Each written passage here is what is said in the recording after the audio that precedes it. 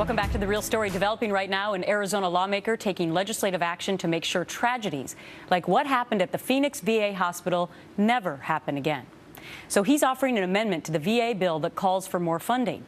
It comes as a trio of congressmen urged the director of the Phoenix clinic to step down, to resign.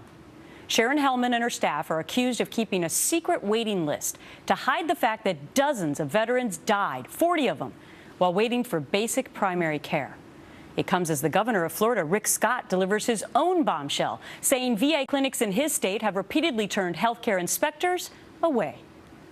They've turned our state agency for healthcare administration. They do these inspections. Their whole goal was to make sure that our veterans get quality health care.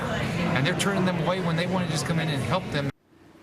Congressman Matt Salmon and David Schweikert, both Republicans representing Arizona, join me now. Great to see you, Congressman. So Ms. Hellman has gone on record in an interview saying that no secret waiting list has been identified internally. We still have not seen the list of the 40 deaths. We have not seen these documents. What do you say to her today, Congressman? Well, on this one, I will tell you, our VA Oversight Committee has been gathering and documenting the data on this. And remember, we're not the only ones looking at this. So is the VA IG. And I'm sure Matt and I, our offices are full of stories from veterans that actually pretty much document this. In fact, since this story first broke, we've had a plethora of calls into our office giving us more fuel for this, more ammunition for this issue, telling us that they've had exactly the same kinds of things happening. And the doctor that was the whistleblower is a very credible guy. This is not some fly-by-night accusation. And the other thing is that Ms. Hellman has had problems in past jobs as well. In fact, she left Washington State under a cloud of suspicion for cooking the books on dealing with suicide numbers. Yes. So the fact is, she's had some issues before, some allegations, and our veterans deserve the utmost that we can do, the best, not mediocre. Of course they do, and I understand how you've had a plethora of comments because since covering the story on The Real Story, I have also had so many Facebook posts from people reaching out and saying, this happened to me, and this happened to my father, and this happened to my uncle, etc. Let me ask you this, Congressman. Have you seen the hard evidence of this secret waiting list? Because she's denying it, so somebody's lying here. Well, and actually, I got to tell you, we have seen, now it's not been completely vetted, but if I had to bet on it, I think the documentation holds up really, really well.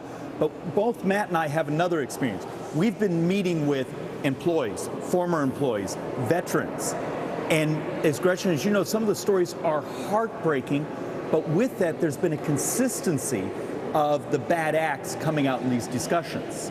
It's such a serious issue. This is not Republican versus Democrat, because Kirsten Sinema, who is a Democrat representative from our state, she's in the adjoining district to mine. We've co-authored an amendment that's going to be voted on the floor today, and I predict it's going to pass overwhelmingly.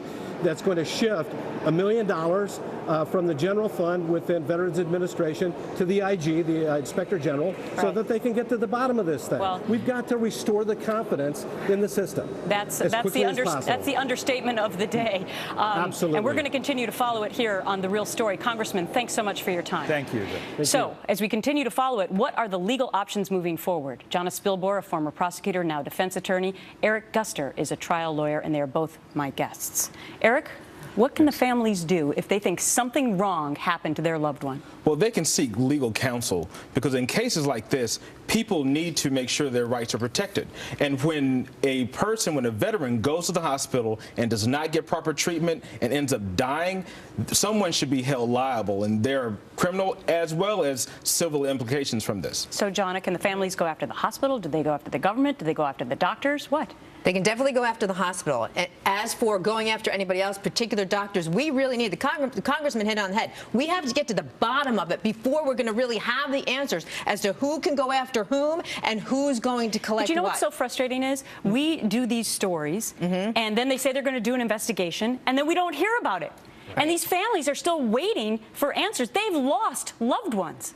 So And people are they've dying. lost loved ones waiting for medical help. These are people who had cancer diagnoses that should have been treated. People waiting over a year to get medical help. That is no excuse. There is no excuse for that. So what about going after the administrator if it's proven these allegations to be true? Or is it not worth doing that? No, Gretchen, this could result in criminal liability. The administrator, the director of that facility could go to prison depending on how this shakes out. Honestly, if there were two lists, a secret list that kept people from medical care, as opposed to just being so overwhelmed that you couldn't provide doctors, that is going to make the difference between somebody going to jail and somebody just having to write checks to the families of the victims here. And several people will go to prison to cover something like this. It takes more than one or two people. Oh, yeah. You have a Well, and it might be bigger than just in Phoenix, I too, think which it's is the scary huge. part of this story. Lots of breaking news. I got to wrap it there. Thanks to both of you. Thanks. Thank you.